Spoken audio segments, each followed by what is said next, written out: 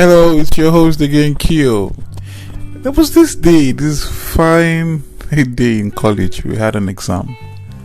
And the previous night I spent with my friends, we were studying. We studied really hard. We went to the exam hall. We were writing this exam, full of confidence. It was a drawing exam, technical drawing. We were writing as we were drawing our hearts out. We were so happy. And something happened. I think I peeked into someone else's work and I was like, why are we doing something different? I looked at my friend and I'm like, do you know what? We're actually drawing something different because we studied together. And immediately I realized that everything we had done the previous night was nonsense. Oh my God.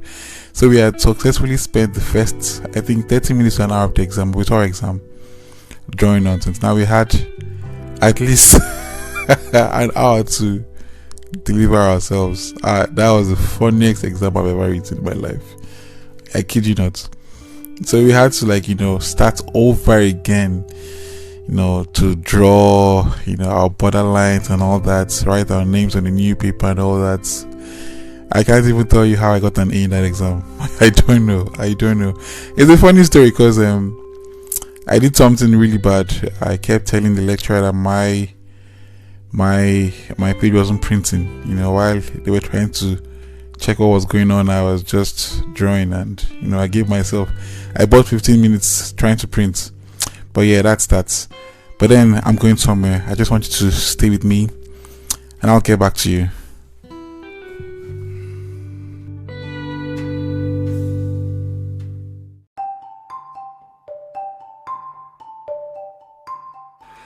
Thank you for staying with me, and I am back. It's your host, Kill. Now, to start from where I stopped, I was talking about my friends and the exam that we were writing, and me peeking into someone else's work, see that we were wrong, and then having to start over again, having an hour left in the exam.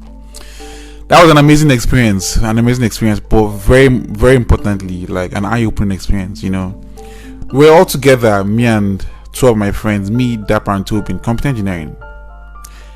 And it was very interesting to see that we studied the exact same papers, every single thing. Now listen, I'm not saying that we were not right in studying together. No. What I am saying is we're all in the same room studying at the same time, and we saw the same thing. Very scary stuff. Very, very scary stuff. We saw the exact same thing. So imagine now that we actually went into the exam hall and we were drawing the same thing. We're convinced that we were right because imagine rubbing minds together and Dapper showing me some stuff and I'm like, okay, yes, this is how we should go. And Toby showing me stuff, I'm like, okay, yeah, this is how we should go. And we were doing the exact same thing in the exam. There was no difference from what we studied at home and what we did in the exam hall. But guess what? We were all wrong. We were wrong, completely wrong. If I did not have that that 5 seconds of picking someone else's work, I would probably have failed the exam. It was interesting to know that I actually scored 89% in that exam, given an hour maybe, and the 15 minutes that I used to stall to print and all that. Yeah, but then we actually on the path to failure. And you know why? The interesting thing is that this is because we all thought alike. We were thinking alike in that exam. We were the same. We had the same mindset, which can be a very good thing. I'm not saying it's bad. To have people around you that think alike, it's good. People say there's this saying that that we've been hearing all this while. Great minds think alike. That's there's an iota of truth in that. I'm not going to totally debunk that and say, oh yeah, that's wrong. No. But where I'm coming from is, it can be a scary thing to have people around you that only think like you. That say your friend A, B, C, D, and you're an exact replica of your friend. You probably buy the same type of clothes and wear the same type of shoes. You're attracted to the same kind of people. It can be detrimental to your life on the long run. Initially it can be good because you're in a small place and you have you're not really influenced by too many things, you're growing up and all that. But when it comes to making life decisions, say getting married and your friend tells you, oh, this is the woman you should get married to, or that's the man I think you should get married to, because that's the way I see you.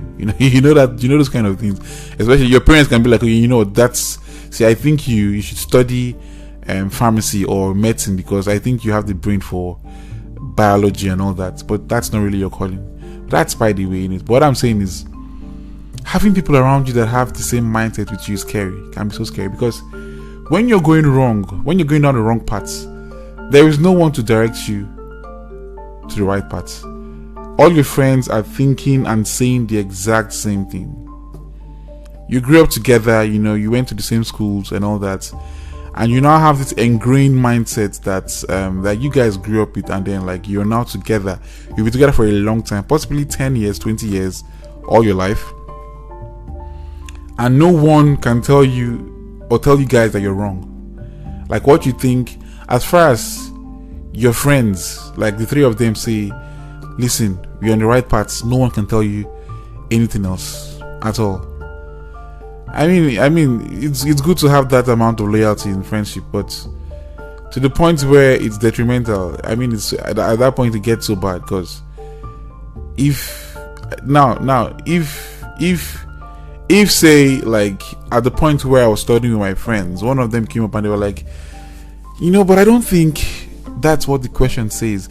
And at that point, you see, our mind would have been put to question, like how our thought process.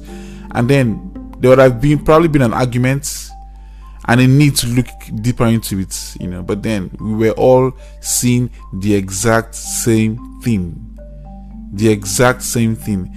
Now, you can imagine if one of the guys that wrote the exams with us was in the room studying with us, probably would have seen something different. But now, mind you, me and my two friends that were studying for this exam, we've been together for at least, if I'm not mistaken, at that stage we've been together for at least 4 years straight. So we were literally like, we were no longer best friends, we were brothers at this point, So we thought alike, we lived, to even make matters worse, we lived in the same house, ate the same food, watched the same TV shows, mostly the same TV shows anyways. So I think that was one of the reasons as well. Like, I was just thinking about it in retrospect and trying to figure out why we were not able to catch out the errors or the mistakes in the exam. And that's because we were all of the same mindset, we thought alike, and there was no one to, have like a conflicting opinion, not really. A conflicting opinion is not necessarily a bad opinion, if you get what I mean, but something that, that can possibly make you think about the methods you're using to get what you want. Which is why I advise everyone to have a mix of different personalities in their life. I can't have people around me that would always tell me yes when I want to hear yes. No, that's what we call the yes man theory. When your friends around you always say yes to everything you say, and sometimes it's not because they're afraid to hurt you, but they actually believe that it's a yes. Do you understand? And it's not really a good thing. It's not really a good thing to have yes men around you, because when you're going wrong, like, there's no one to tell you you're going wrong, because everybody around you thinks that you're the king and you're the lord and what you're doing is right. God, I can't stress that. I can't stress that.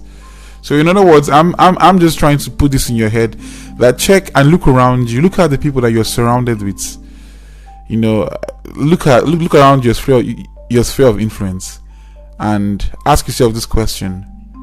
You can actually put down a few scenarios, like, if I say I want to do this, who like amongst my friends, who do I think would have a contrary opinion? And if all your friends are, the same or alike, then I think it's time for you to possibly look outside and start having networks of friends, or people, start connecting with people that think differently. Now, I always say, like, the benchmark for friendship for me is, first of all, you have godly morals. And I mean godly morals, I mean morals that agree with the Bible.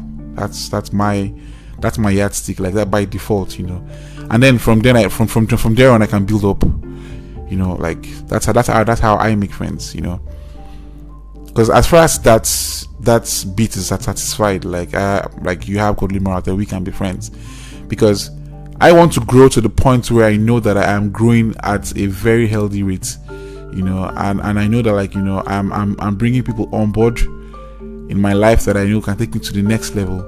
Because I don't want to always have the people that think like me around me. No, it's scary to me, because after that day, because that was like, you can ask my friends in college.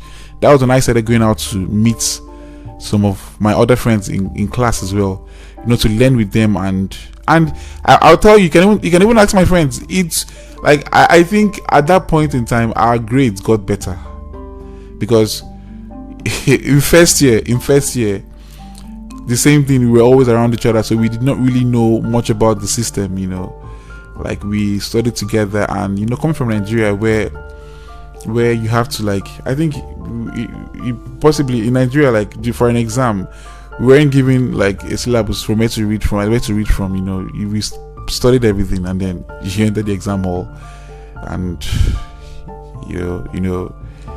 whatever came out, and if you knew it, you answered the question and all that. But like, here we have been given the luxury of knowing where the lecturer would want to bring the questions from. But then we did not have the resources, because we were still yet by ourselves. We're three friends that we stuck, like, we did not bother to study with other people. We just studied by ourselves. Now, after our first year exam, we noticed that there were a lot of people out there that had answered past questions that we did not know about. We had no clue. So while we were there struggling, cleaning ourselves, people were passing easily, because the lecturers brought questions from past papers that that were possibly solved before. And then in first semester exams, we had no clue. We had completely, we're clueless. So we spent time studying questions. Oh my god, our classmates were going to clubs. We were I mean, it's amazing. So I would always advise everyone to look out of your sphere of influence. If you think, and you truly think, that the people that you have around you are not rather have the same mindset as you do, or think like you completely, or to a good degree, then you need to look outside. I'm not saying your friends are bad, but it's a good advice to peek out of your comfort zone and see what's out there. It might just save your life, or make you make better decisions, or possibly show you something that you've never seen before. It's an advice, a thought as well.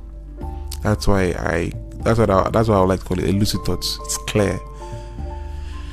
Anyways, I'm Kyo, and I'm sure you've had an amazing time with the possibly 15 minutes I've been here with you, and I'm sure you're having a good day as well. I am, like, the sun is shining outside, so I'm possibly going to have a nap or go out there and do something. Anyways, that's me and you, and I'd say bye for now.